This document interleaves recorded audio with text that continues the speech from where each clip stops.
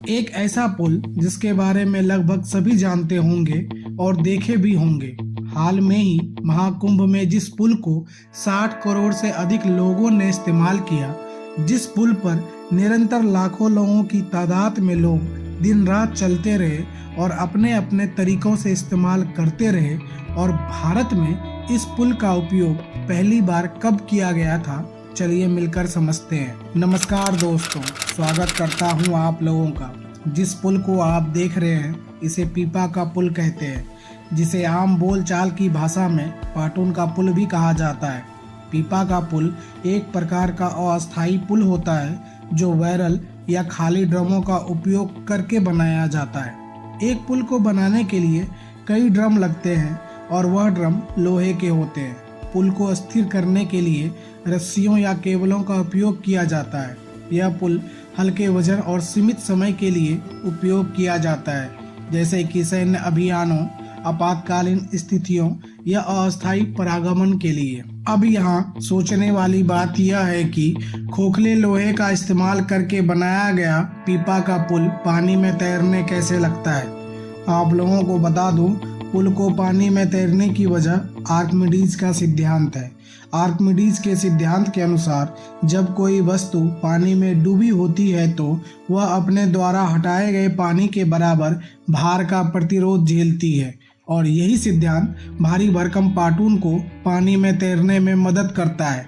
आसान भाषा में समझे तो पीपा अंदर से खोखला होता है और इसमें हवा भरी होती है, और हवा का घनत्व पानी की तुलना में बहुत कम होता है, जिससे पीपा डूबता नहीं है और हम आसानी से पीपा पुल का इस्तेमाल कर पाते हैं। यह सारी जानकारी जानने के बाद क्या आप लोगों को पता है पीपा के पुल का इतिहास और इसे भारत में पहली बार कब उपयोग में लाया गया?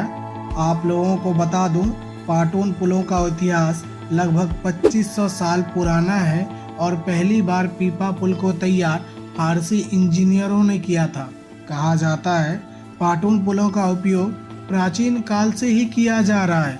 ऐसा माना जाता है कि चीन और मिस्र की सभ्यताओं में इस तरह के पुलों का उपयोग किया जाता था। रोमन साम्राज्य में भी पाटून पुलों का उपयोग सैन्य अभियानों के दौरान किया जाता था।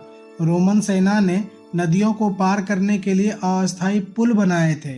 आप लोगों को बता दूं, मध्यकालीन युग में भी पाटून पुलों का उपयोग होता रहा है। मंगोल साम्राज्य के दौरान चंगेज खां की सेना ने नदियों को पार करने के लिए इस तरह के पुलों का उपयोग किया था। मुगल काल में भी विशेष रूप से अकबर और औरंगजेब के शासन के दौरान कई नदियों पर अस्थायी पीपा पुल बनाए गए थे, ऐसा प्रमाण मिलता है। भारत में पहला आधुनिक पीपा पुल बंगाल कलकत्ता में हुगली नदी पर 1874 में ब्रिटिश शासन द्वारा बनवाया गया था। यह एक अस्थायी पुल था जिसे नदी पार करने के लिए नावों के सहारे खड़ा किया गया था। इसका उपयोग मुख्य रूप से सैनिकों और मालवाहक गाड़ियों को ले जाने के लिए किया गया था, और इस पुल का उद्देश्य कोलकाता और हावड़ा के बीच यातायात को सुगम बनाना था। लेकिन कलकत्ता और हावड़ा के बीच यातायात की मांग तेजी से बढ़ रही थी और पाटून पुल इस मांग को पूरा करने के लिए असमर्थ था। पाटून पुल मौसम की स्थितियों, विशेष रूप से बाढ़ और तूफान के दौरान असुरक्षित हो जाता था, जिस कारण हावड़ा ब्रिज का निर्माण हुआ और 3 फरवरी 1943 को आम जनता के लिए खोला गया। आधुनिक युग में पीपा पुल का उपयोग अभी भी किया जाता है। आप लोगों ने महाकुंभ में जरूर देखा होगा। आज के समय में पीपा का पुल का उपयोग सैन्य, आपातकालीन स्थिति, पर्यटन और वाणिज्य क्षेत्रों में किया जाता है। यह पुल अपनी लचीलापन और त्वरित निर्माण क्षमता के कारण आज भी प्रासंगिक है। कैसा लगा आप लोगों को यह वीडियो, कमेंट करके जरूर बताइए। साथ ही साथ चैनल को सब्सक्राइब और वीडियो पर लाइक जरूर कर दें। आप लोगों का धन्यवाद।